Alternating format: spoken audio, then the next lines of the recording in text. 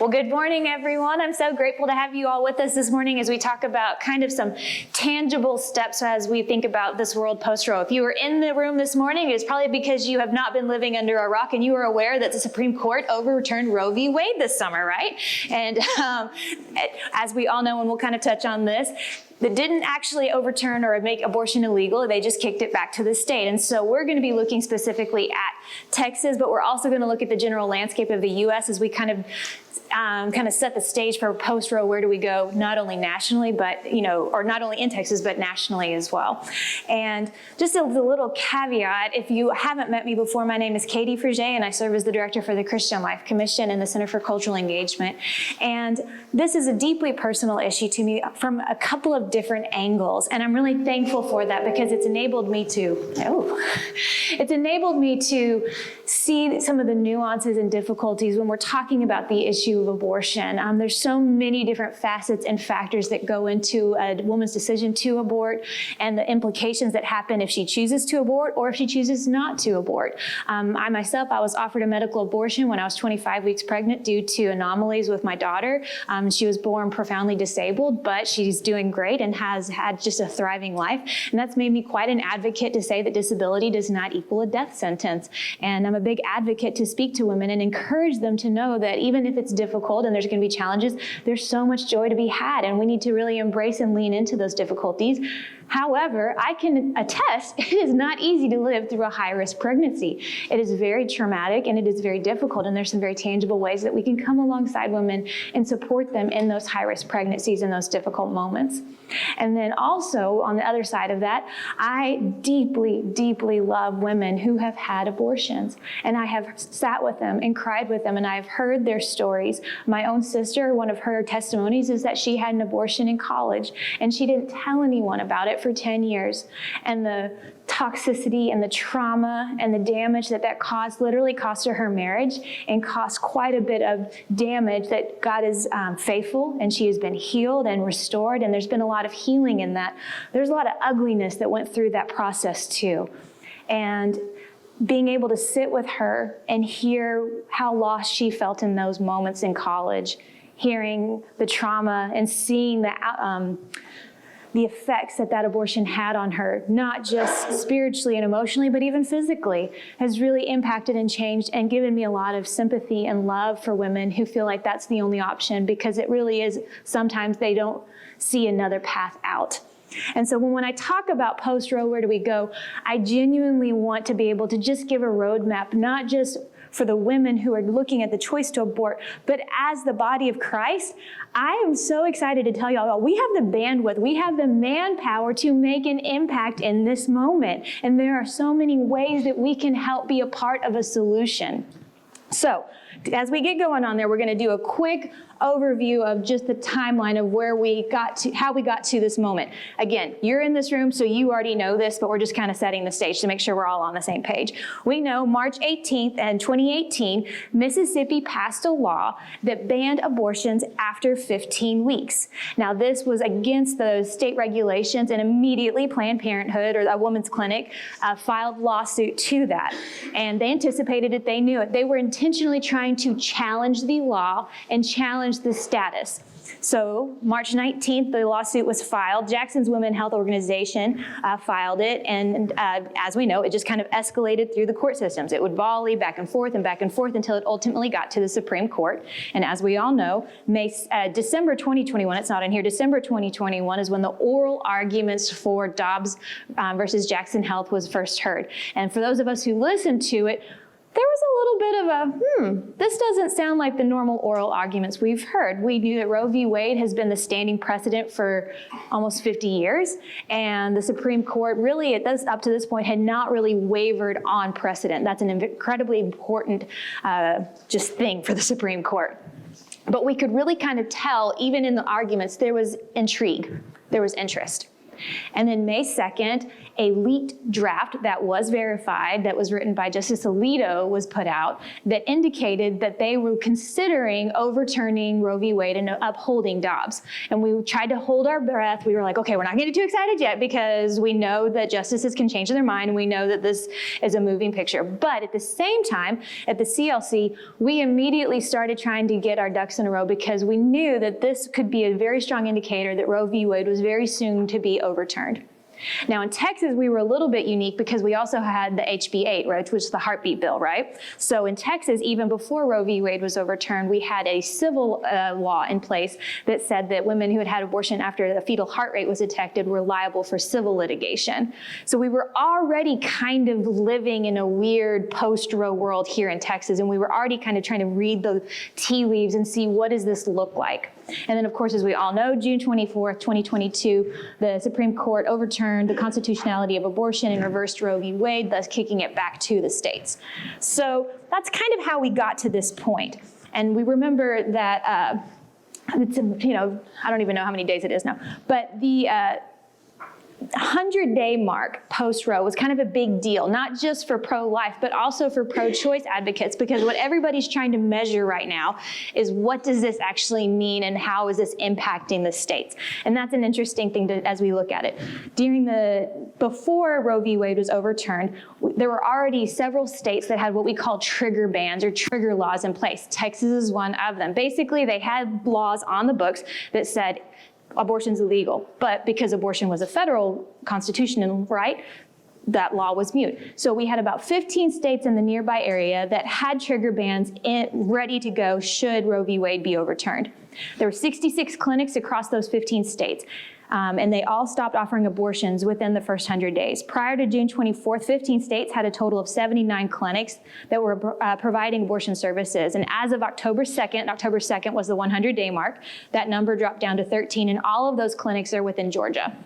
Among the 66 clinics where abortion is no longer available, 40 are still offering services other than abortion, and 26 shut down entirely.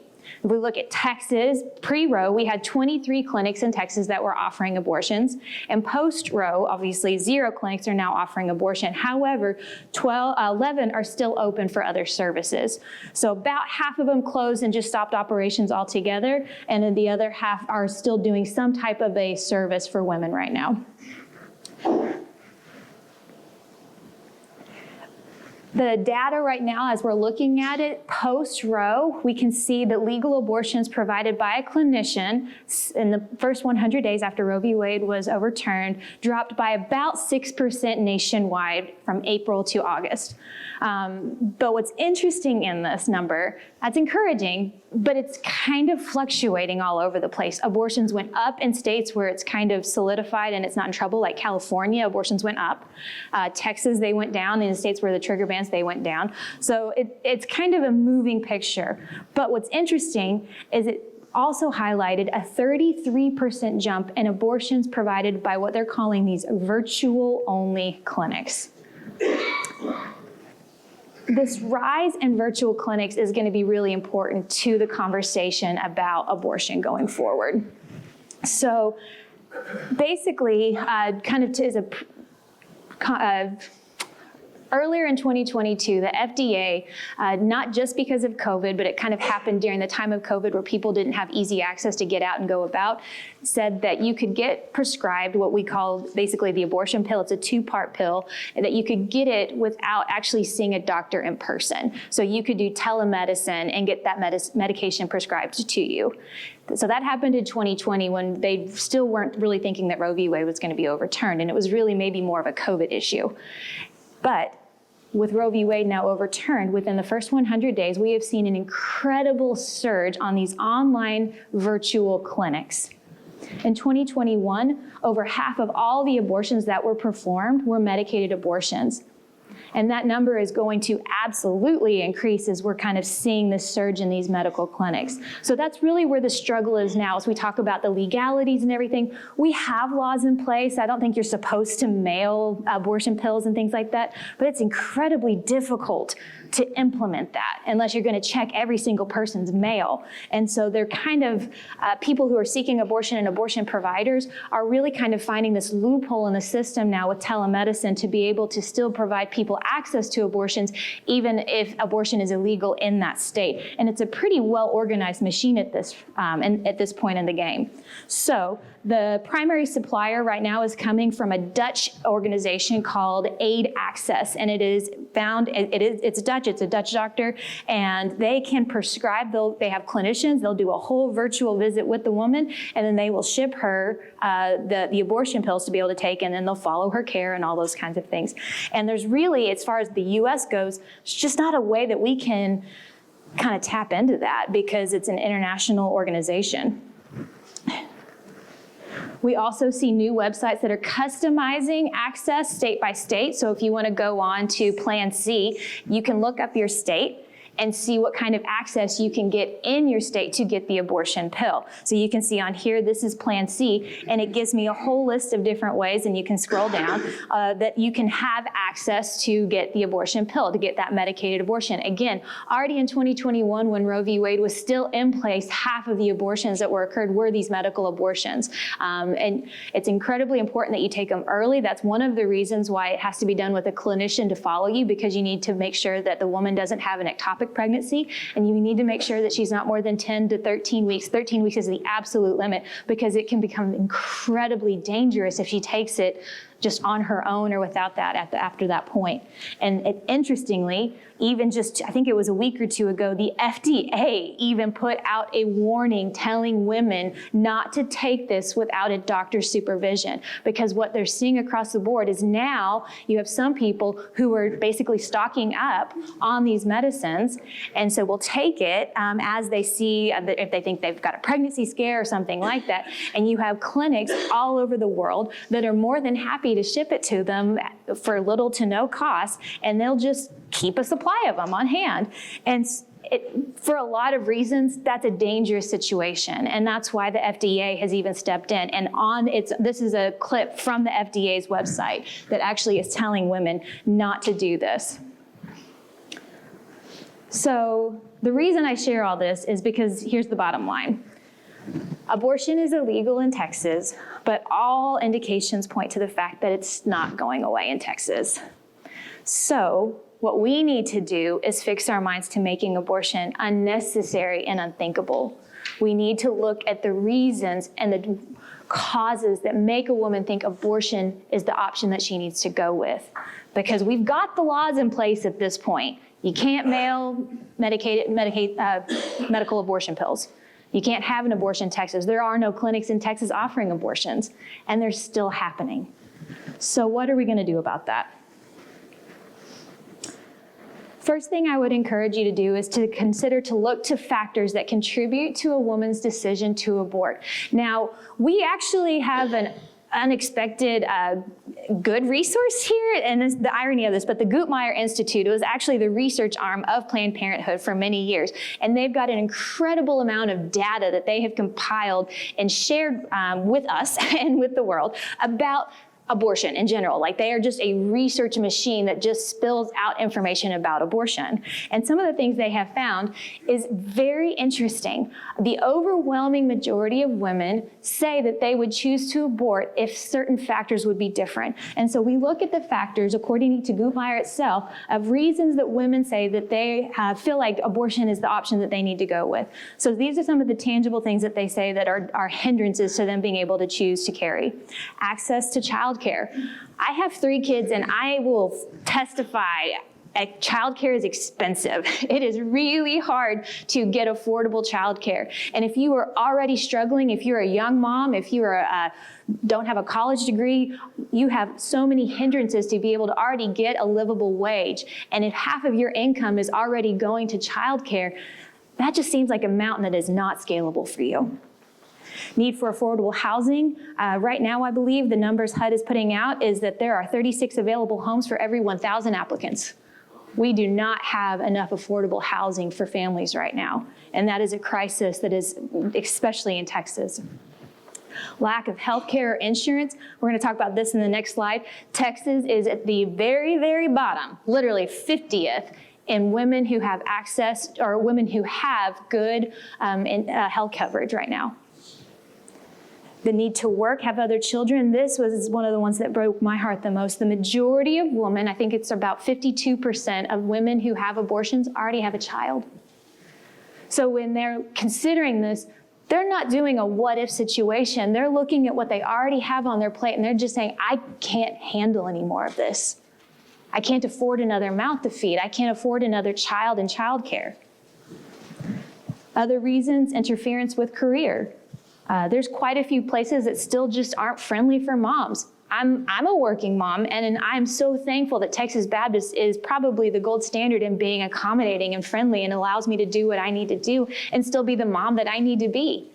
But that is not the story for many women.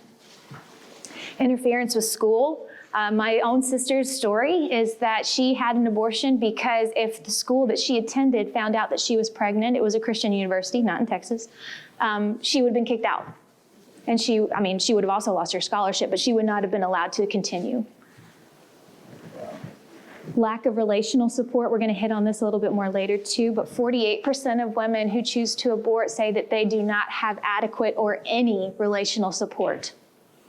It is hard to be a mom already. It is impossible to do it alone. And if she feels alone, that is the only option that she sees ahead of her. So let's look at the state of Texas. In the state of Texas, guys, we got some work to do. We look at all these factors that women say contribute to her decision to abort, and then we look at where we're at in Texas and how we're doing on all these issues. Well, in Texas, when they do national rankings, we're 34th in baby wellness checks. That's our best statistic. We're not even the top. Texas is 48th in adolescent health checks. We're tied for 40th in child food insecurity and hunger. We're 49th in prenatal care services for moms. We're 44th in school funding per child.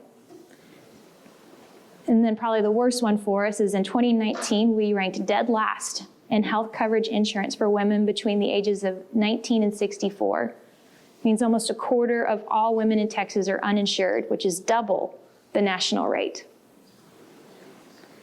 So we got some work to do.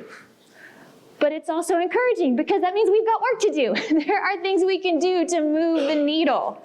We know what women are saying are causing or are leading her to make the decision to abort. And when we look at this data, we can say, hey, we can do something about this. Even the discussion of abortion aside, I'd like to see Texas do a little bit better than this because I like Texas and I think we can do better than this. So where are we going to go with this? Well, this is where I'm going to give a shameless plug. We have a session coming up.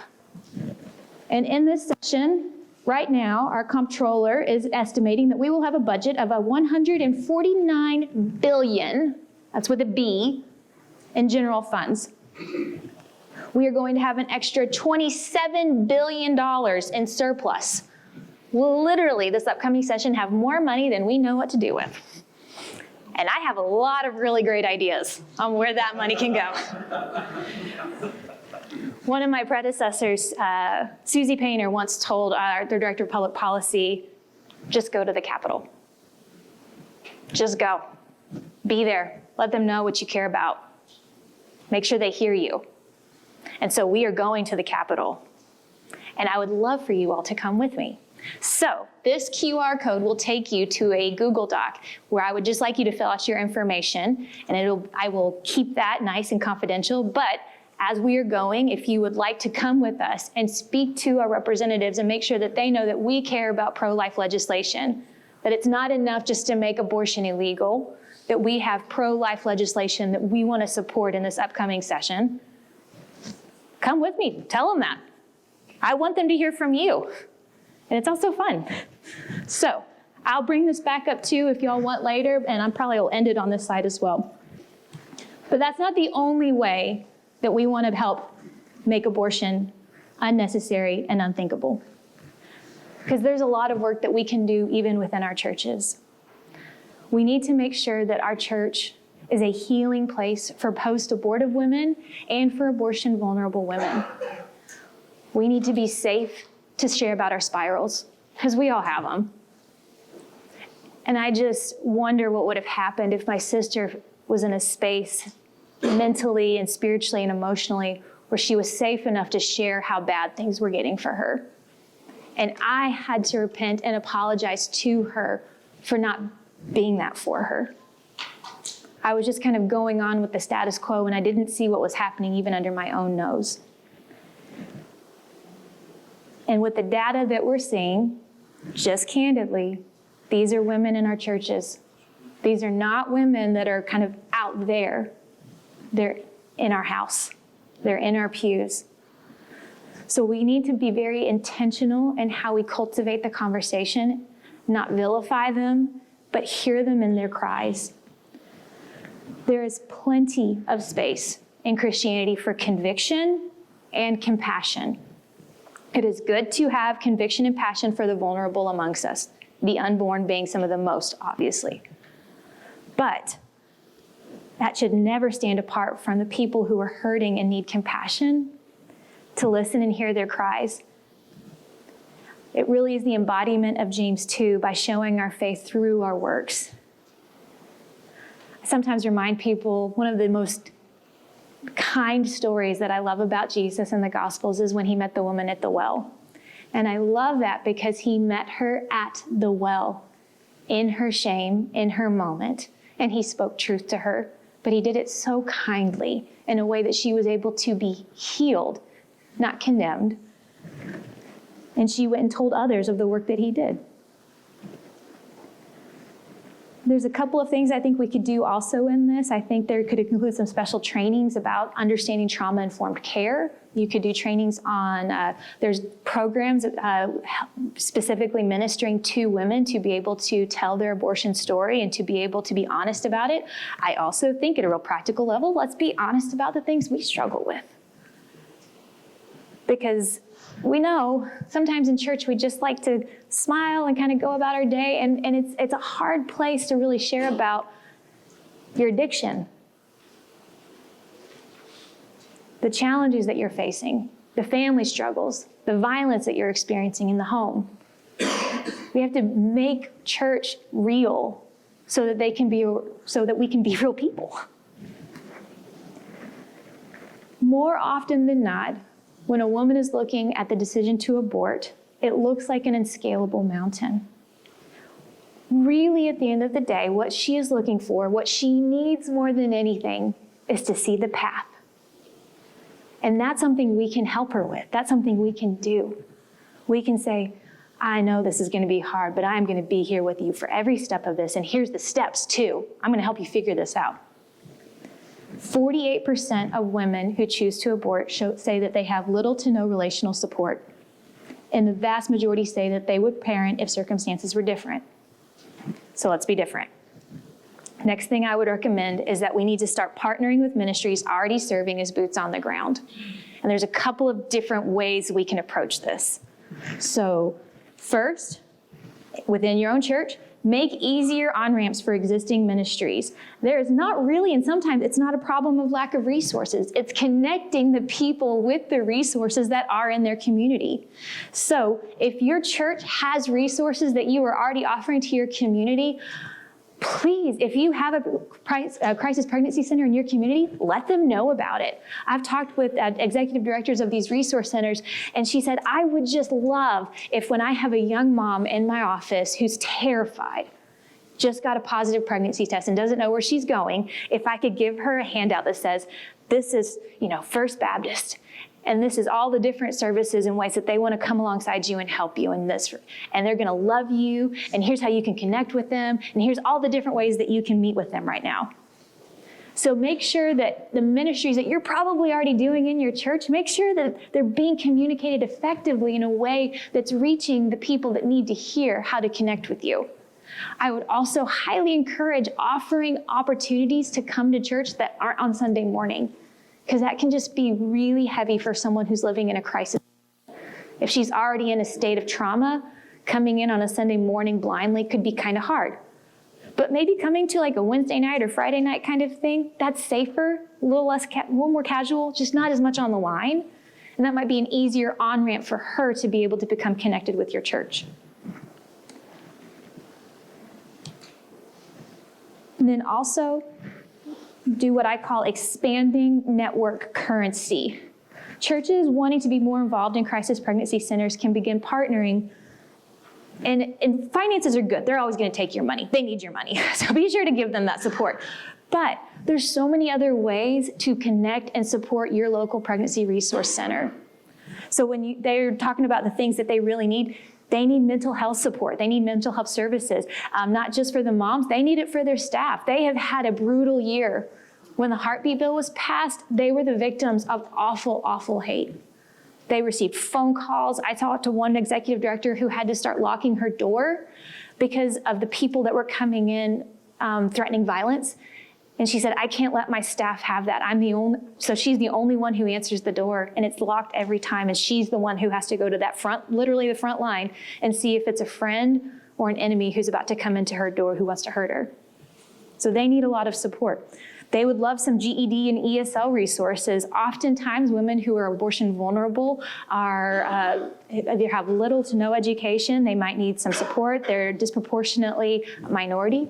And so there's a lot of different resources that we want to be able to provide them. So GED and ESL resources would be a great thing. If your church is already doing that, I know so many of our churches offer things like this. I know my church has an ESL resource. Connect that with your pregnancy center so that they know that you want to offer that to your church, to your resource center. Sewing skills.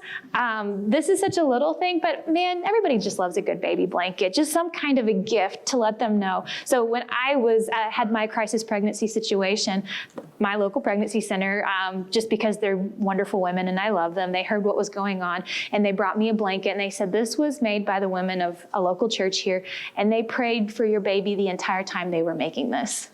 And that just meant so much. And when I wrapped my baby up in that blanket, I just thought of all the women and the prayers that went into that blanket. I just thought that was beautiful. Childcare opportunities. Childcare is, you cannot overemphasize how important childcare is for young parents, guys. We really need it.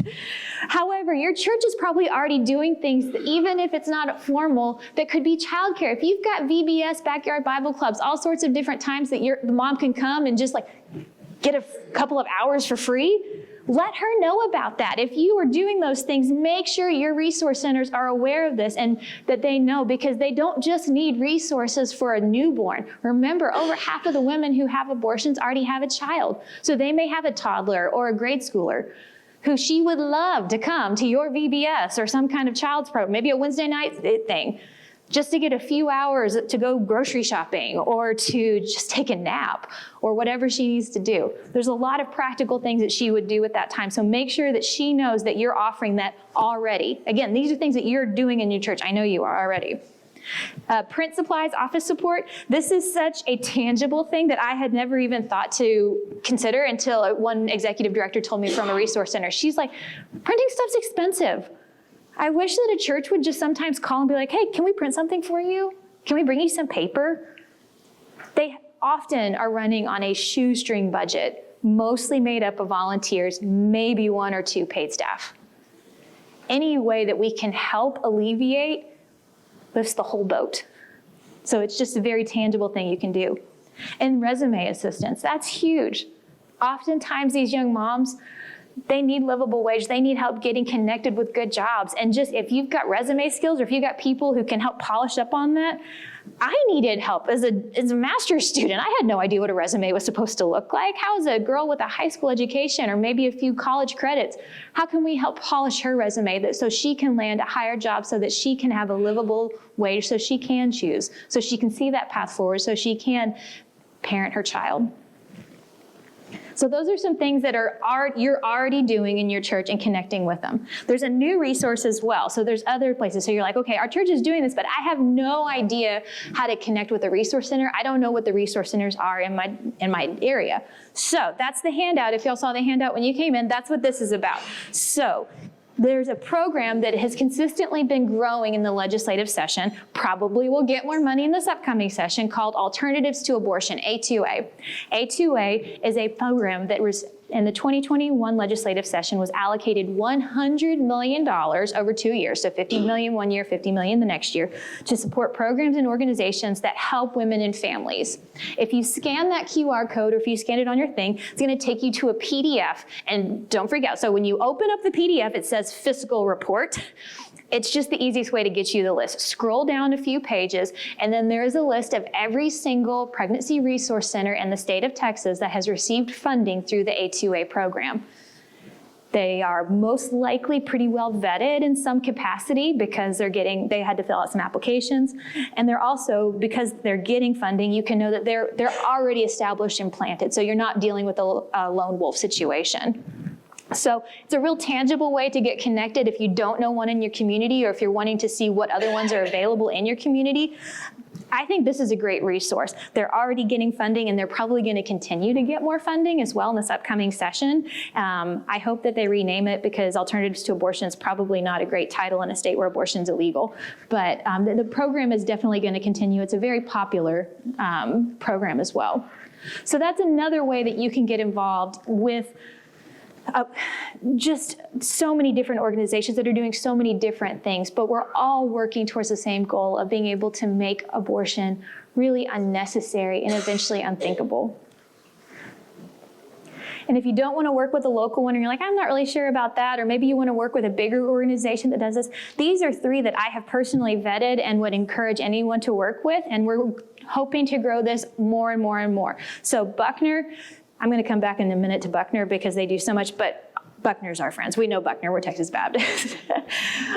Embrace Grace is an organization that also works and comes alongside moms and helps churches know how to love her and to minister to her. They do Bible studies, they do trainings for the moms, they do baby showers, they teach you how to just love the single moms in your community, the families in your church well. It's a fantastic organization, and they have great resources, and it's a church resource first and foremost. So they want to come to your church and show you how to do it so that you can take that ministry and run with it. So they just kind of come in and do some empowerment and education, and then let you kind of run from there.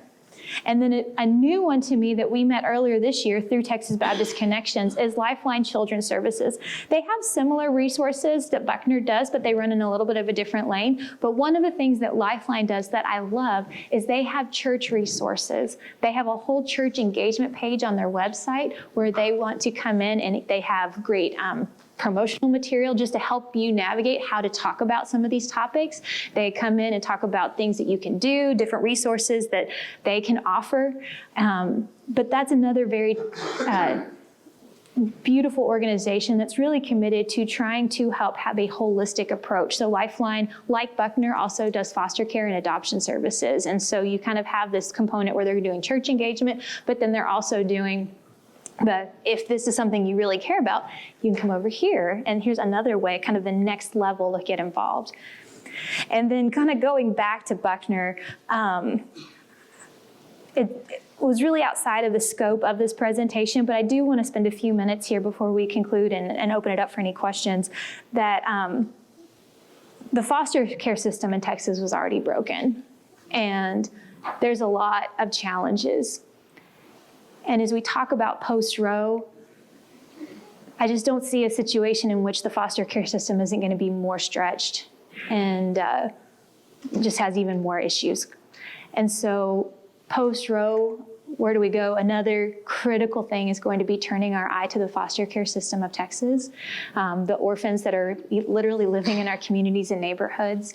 In 2020 and 2021, over 400 children had to sleep in motels and office spaces and all sorts of unapproved places just because there wasn't space.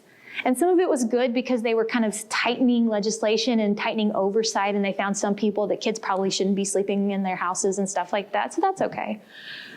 But there's so much work to be done there, and there are so many children who are in need. And so partnering with someone like Buckner that's just really leading the path as for the foster care movement. They're here in Texas. They know the Texas system. I just can't encourage that enough as well, because that's just going to continue to be an issue that we're going to need to come back to and come back to and come back to, because as we know, abortions are not gone in Texas, but they're also definitely lessening. There's going to be more and more kids born, which is good. We like that. But once they're here, what's going to happen? And we need to have an answer for that. We need to be able to support that. So we need to, again, work. We need to make it unnecessary, but also one day unthinkable. My heart and goal is for one day for people to think about abortion the same way that we think about issues like slavery. And we're like, how could they justify that? But we don't get there until we fix all the things that are going on within her heart, within our society, within our culture, that make it seem like it's the best option right now. It's not the best option, but for a lot of women, they just don't see a path forward. So we have to help show that path, and we have to put skin in the game and support ways that help make that path easier for her. So I'm gonna go back to here, so you can have this QR code if you wanna come with me to the legislative session.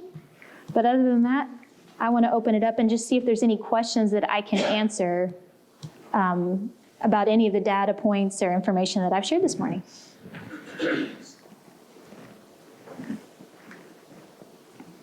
Nothing?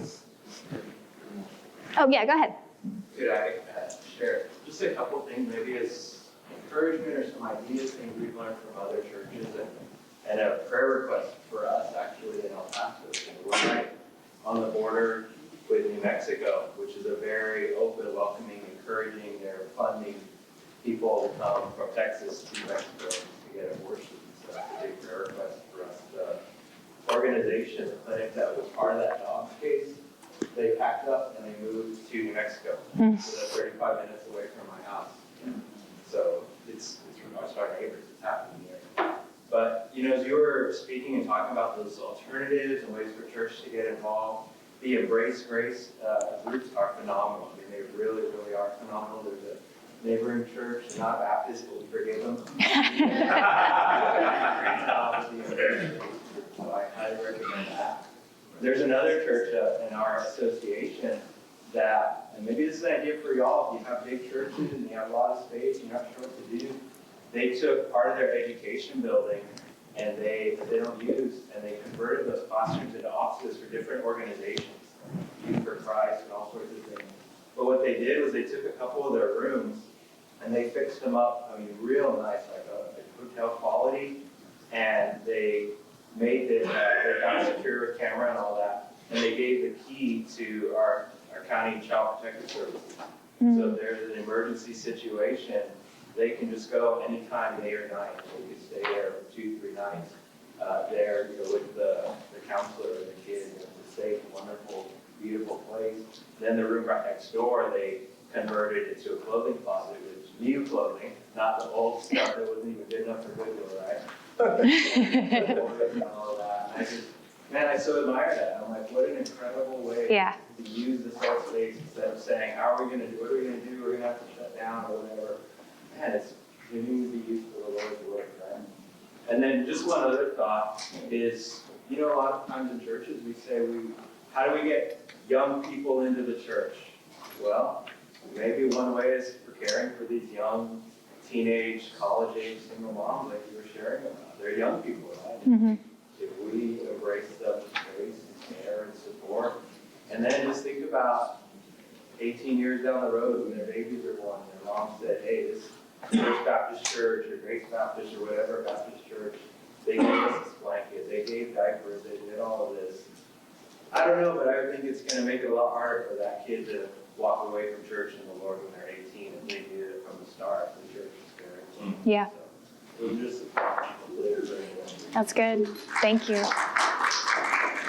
Yeah. So I have a question. How would you recommend that churches get involved if they live in areas that do not have a lot of these resources readily available to women? where I live is sort of like the nearest resources are probably 40, 45 minutes away. Yeah. The very first thing is just making sure, maybe where are the young people meeting and hanging out and doing stuff, and making sure that they know that there's space for like what y'all are doing. Again, making the on-ramp to connect with the church really easy for them. So that might mean having things at non-traditional Sunday morning times or something like that, saying like, hey, we're gonna have a young adult hangout, over here at this popular place that we know you guys already like and stuff like that. Just to, at the very least, when they hit a moment of crisis, they're like, I wonder if that church knows something about this, or like if they know somewhere I can get to this. And then I would say, know where the nearest resources are to you. Like make sure that when they come to you, you know where you're going, you know what they're gonna say. But I think making sure that you know where the youth and your community are hanging out and connecting, and I say youth, I would say like, maybe high school seniors up through college and stuff like that. Where's that age group hanging out? Because that's gonna be the most abortion vulnerable in a lot of situations. And then wherever they're at, try to connect there and make sure that they can connect to the church in a really like low hanging fruit kind of way. So you're not just asking them to come on Sunday morning. Yeah. Yeah, that's a good question. And my question is more of a legal aspect.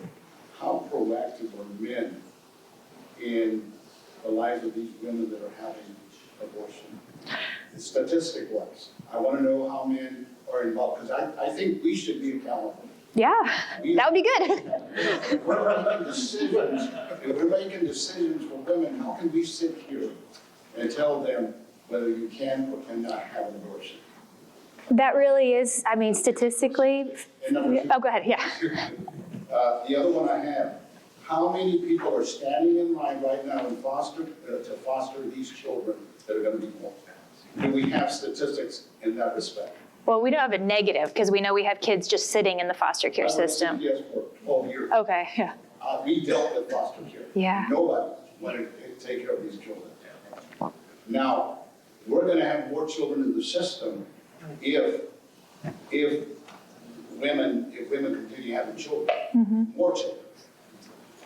So I don't know how the state of Texas, being number 49 in providing funding for this specific area, how are they going to take care of it? How are we going to take care of these children? I think from a legislative perspective, the best I can answer that is we just have to be louder. We have to show up and make sure that they hear, especially with this upcoming session. Yesterday was the deadline was the opening day to submit legislation. So by 1 p.m., about 800 bills had already been submitted. Wasn't even in the top 10 issues. And that's a problem. So it's making sure that people hear, no, this, it blows my mind that we could have a $27 billion surplus and this could still be just as bad at the end of the session. And so that's what we're trying to fight against and trying to make sure that we don't need another law about something that's not even broken right now. We need to address the problems. And so, do we have numbers? Do we have any statistics in regards to men taking responsibility for their actions? I think the best statistic is just that the 48% of women have little to no support and don't feel like they're going to have that. Make them accountable. That there's nothing. So. Yeah, that I think is more of a cultural problem. And it's the blind side of abortion that nobody talks about. Yeah. It is rampant and unaddressed. And I would say as church leaders, address the men whose partners have had abortion. There are many of them. It's traumatic as well. The father of the child that my sister aborted, he carried that trauma for years too. And he actually went through a restorative program, called her a decade after the abortion, hadn't talked to her in 10 years, and for the first time said, I'm sorry. I should not have done that to you. I left you alone. And I was wrong. And that was healing for him and her. Yeah, very much so. And I don't want to give the church answers, but Christ is the way the men get found. And that is only delivered by somebody coming to them and saying, you need Christ. And if you have Christ and you've done this, then we need to fix this and stop it for the future and get serious about that. Is there any organizations that work on the father's side of the issue? Not that I'm specifically aware of. Some of the, I toured one. Neb, I'm going to call on you real quick. Did they have anything in particular for the dads? I don't remember them mentioning it, but I don't want to pretend like I would. Okay. Metroplex Women's has counseling for fathers. For fathers. So it's going to be very, some PRCs do. So I know like the one in Fort Worth that my family's been volunteering and connecting with, but it kind of ebbs and flows with volunteers and access and who's available in that moment, especially most men are working. And so having availability to be at a PRC when a young dad is there, even to see an ultrasound with her, can be challenging just logistically. But there's programs that are doing it, but it just is a challenge. Oh, I saw her hand first, sorry. I actually work in a pregnancy center. Oh, great. And a lot of I think when we think of pregnancy center, we think that we're just helping the pregnant moms, but we, at our center in Decatur, we actually have male advocates that come in and meet with the dads. Great. And the dads and build those relationships with the dads. We actually have a phone there that they can use to text the dads from that phone, and they can communicate with them. We try to set up events to where they're in the evening so that the fathers can come to the events because we know that they're working. They try really hard to, because they're like, men are the providers, so they try to make sure that they're helping them see like you can support this child, and they kind of break down the budget. Okay, like say you're working making $12 an hour, and they kind of help them see where it's realistic and this can happen. Yeah. But again, like as churches, we can partner with these centers because they don't just offer the ultrasounds and pregnancy tests, they also offer classes to do life skills like the resume. We had a computer where they could come in and apply, and we had an advocate sit with them to apply for Medicaid or to apply for food stamps or for these things. And we have, the thing is, like you said, volunteers. Go in, volunteer, even if it's 2-3 hours.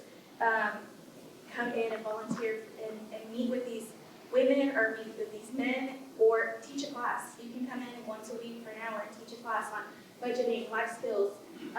A lot of them already have, TPCN gives us already curriculum. All you have to do is just teach it. And so, I mean, there's a lot of different things that pregnancy centers do and not just pregnancy tests and ultrasounds. Absolutely. We are, make sure that we tell them, we're going to be your support system. We're going to Absolutely. We connect them with adoption agencies, and we do everything we can to connect them to all the resources in our area.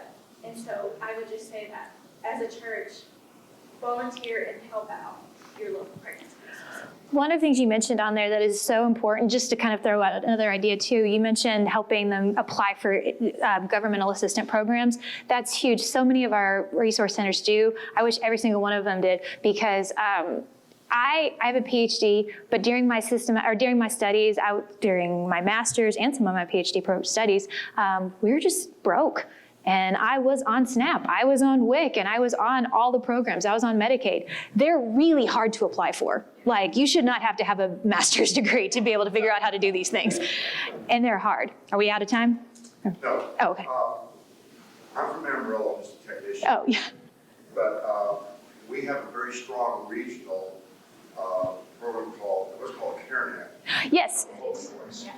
And I was just texting our director, Candy Gibbs, and Mallory, and so they said we do have a study and program for men. Wonderful. So CareNet. I didn't know CareNet did that. Get a hold of Mallory Cockrell or Candy Gibbs Okay. at the Hope Choice in Amarillo, because they have several city centers around the Panhandle. CareNet is going to be one of the top ones you see if you scan the QR code for the A2A program. CareNet's one of the top recipients for that. Yeah, sorry. So this is going to be a critical point, but something I think is very important in our language. And then I think one word needs to be dropped from this program, and that is the word unnecessary. Because if we fundamentally think about abortion in the way that we think about slavery, we would never tell someone that it might be economically necessary for them to have sleep. If we think of abortion as fundamentally unjust, except for maybe in the worst circumstances of an ectopic pregnancy, then we need to hold firm, and I think this is where we begin with accountability, both for men and women, that it is always unnecessary to have an abortion. I understand your meaning. I know that many women think it's necessary at times, and that's, of course, the thing we have to help them through. But if we need to think about this clearly, we need to think about it from a side of fundamental justice. I think it's very important that we need to go into this thinking that no matter the economic cost, post-Roe world could be a fundamentally poorer place economically. But if we think of abortion as fundamentally unjust in the taking of human life, we have to be okay with that. Sorry. And you're not the only one. That's an ongoing conversation, and I definitely hear it. I think the challenge when I'm talking with abortion vulnerable women, I just want to make, yeah, I absolutely hear what you're saying. And it's that threading that fine needle of helping them see, I see what you're talking about, and these are real, like validating the challenges, but they'll, at the end of the day, saying, we're going to carry, though. I totally support Yeah. everything. Like, we have to help women, and certainly with the economic circumstances. But again, if we fundamentally think about abortion in the way that anti-abortion advocates have thought about it, then, and we want to treat abortion like slavery. And this is a very important point that we have to be clear on and teach in our churches. That's a good point. You go ahead. Oh. Well, good morning, everyone. I just wanted to encourage us, like my brother said, to remember that, teaching people that it is a sin because it's murder, and the other side of the support afterwards. My husband and I are foster to adopt parents. My 3 biggest blessings came from what someone else did not want, and that's 3 of my children. So the only daughter we ever had was through adoption for a mother that did not want her child. As Christians, the Bible says that we are to take care of the orphans and the widows. That's the greatest religion. So really getting that out to our churches, that they support foster care and adoption. And this is a testimony of Dr. Hardage and Ms. Kathleen. I will never forget for my husband, because he is a BGCT employee actually at Texas Southern University in the thick of inner city Houston, dealing with the college campus. So we deal with abortion all the time. But they supported us through foster care, and they may not know just the, oh my goodness, I'll start crying, and send a gift for our children because they knew we were foster parents. When we as believers start looking out for the orphans and the widows, that's when it's really going to change, because the legislation cannot change people's hearts, but God can. So remember, when we start talking to people, when we start saying, what are we going to do, then ask God, what will you have me to do? And so, Katie, beautiful presentation. I was with you yesterday. There is so much work, like you said, for us to do as believers, and that's what we have to remember. What can we do? We can tell them it's wrong, but what are we standing in the gap for? That's good. Yes, sir. Go ahead. Most of the private pregnancy centers are parachurch organizations, and it's so important that the local church be involved at the grassroots in those places. The local church is the only organization that will make an 18-year commitment to that other than that. Absolutely.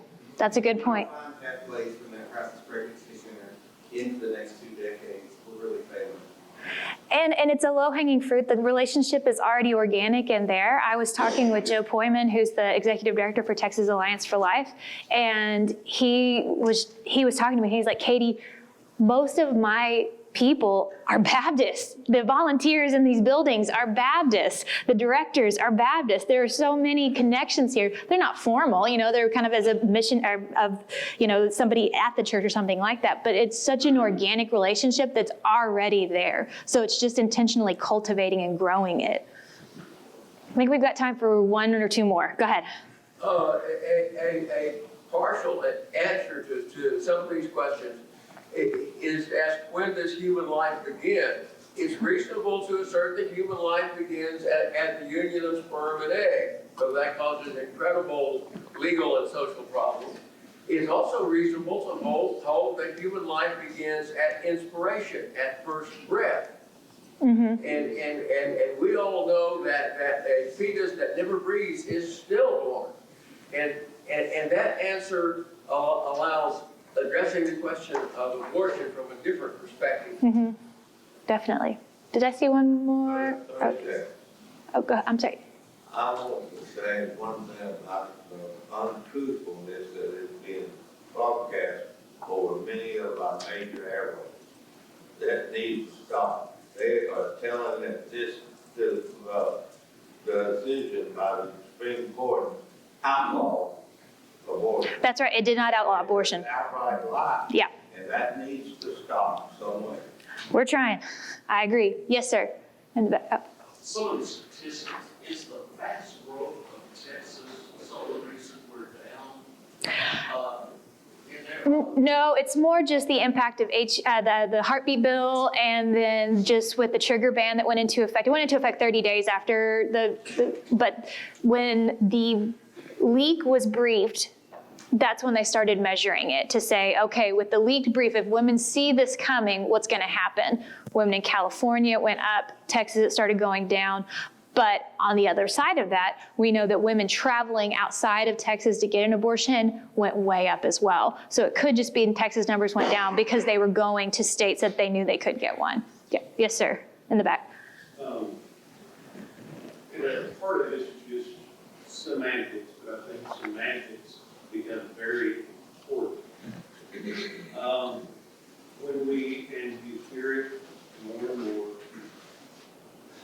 the term unwanted is not always true. You gave all of these reasons as to why scars exist in women, in these men. I am adopted. I do not know all of what went on. I do not know what my biological parents went through mentally and spiritually during and carried with them forever. There are many, many circumstances that lead to these different exploring these different options. My mother-in-law just recently found out her own adoption story. She didn't know for the first 60 years of her life. And without sharing her details, she found out that it was the most loving thing that her parents could have done for her. And it broke their heart, but it was the right thing to do for her. So I think we're out of time. If you have any further things, I'll stand up here and would be happy to talk with you all. But thank you all for attending. I appreciate it. Get involved, do something, come with us, go connect at your PCR.